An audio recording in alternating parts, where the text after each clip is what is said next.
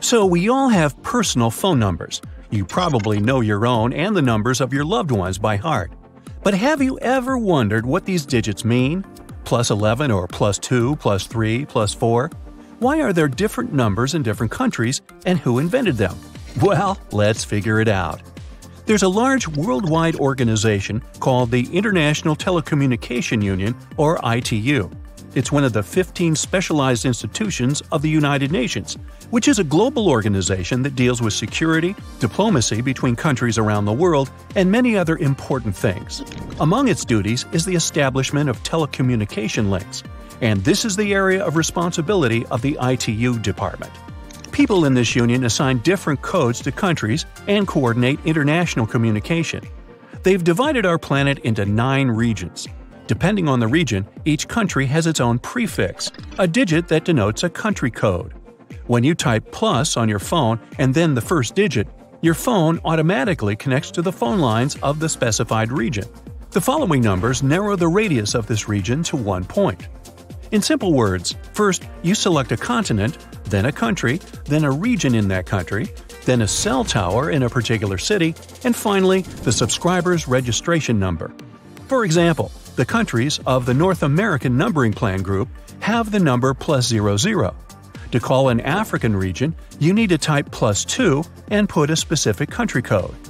The regions with codes 3 and 4 are in Europe, so each number represents its own region. You can easily find the table with region codes on the internet. Do you know that people began to widely use wireless communication only in the 90s and 2000s? Before that, every house had one stationary phone. And you're making me feel old here. Some of such phones had buttons with numbers, others had discs. To dial a number, you needed to put your finger in the hole with the needed digit, move the disc around with your finger, and wait until it returned to its place. After that, you had to choose the next digit. Yes, you needed something called patience to work with phone tech back then. Since we're moving into the past, let's find out how it all started. Alexander Graham Bell invented the first telephone in 1876. In 1877, people set the first long-distance telephone line stretching through Nevada County, California. At that time, it was something incredible. Talking to a person 10 miles away was something out of science fiction. The invention quickly spread around the world. If, at the end of the 19th century, only rich people could afford it, then in the 20th century, the landline phone became a common device in almost every house. The number of users reached hundreds of millions worldwide. But then, wireless technology came along. In 1973, Motorola introduced the first prototype of the wireless phone. But only 10 years later, it went on sale. This heavy device was the size of a brick and weighed 2 pounds. It could store 30 numbers and had a battery for 60 minutes of operation. For the next 20 years, the popularity of such phones increased. Then, in 1993, IBM introduced the first smartphone. 2 years later, the device officially appeared on the market for $1,100.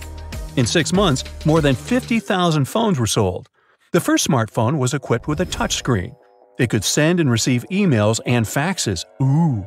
It had a calendar, an address book, and a meeting planner. Also, it had a touch keyboard and stylus. In 1995, the number of wireless subscribers was about 35 million people. In 2008, this number increased to 270 million. During this time, about 25% of American homes abandoned landlines. When the first phones began to spread at the beginning of the 20th century, inventor Nikola Tesla predicted the appearance of smartphones.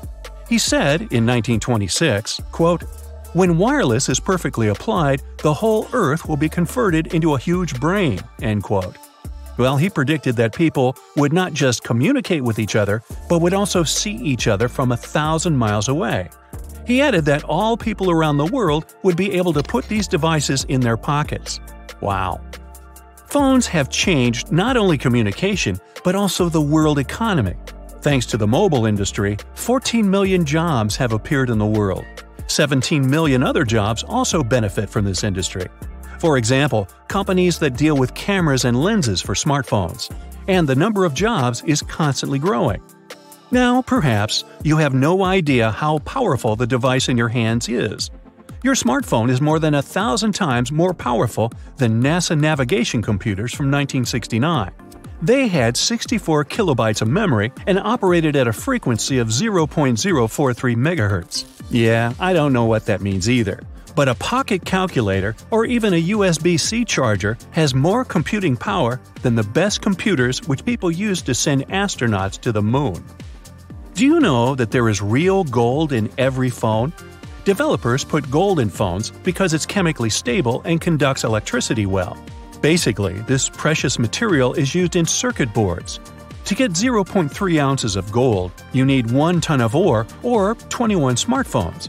And a whole ton of phones without batteries will give you 10.5 ounces of gold. People extract about 2,700 tons of gold from ore per year. That's 7.5 tons per day. If they started extracting the same amount of gold from smartphones, the entire population of our planet would run out of phones in 23 days. Your phone has the Ingress Protection Rating, or IP rating for short. It shows how waterproof your phone is. If you have 0, there's no water protection in your device. If you have 9, then your phone is protected from high pressures and temperatures. You can find the information in the instructions or on a special website.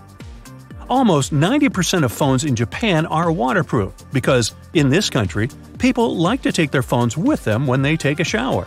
Yup, it's a thing. Wireless phones made the revolution.